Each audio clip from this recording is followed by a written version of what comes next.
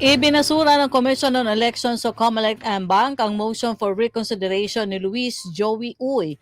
Pinabura ng COMELEC-AMBANG ang petition ni Benny Abante Jr. na ipawalang bisa ang proclamation ni Uy bilang nanalong kinatawan ng 6th District ng lungsod ng Maynila dahil sa issue ng citizenship. Dahil sa desisyon, idineklara si Abante na nanalong congressman ng 6th District ng lungsod ng Maynila. Giit ng komisyon, ang desisyon nila ay batay sa Section 6, Article 3 sa konstitusyon na nagsasabi na hindi naturalized born Filipino citizen si Uy, kaya ang pagkapanalo niya sa nagdaang eleksyon ay walang bisa. Iginit pa ng COMELEC na base ang desisyon sa itinatakda ng 1935 Constitution na nakasasakop sa issue ng citizenship ng kandidato.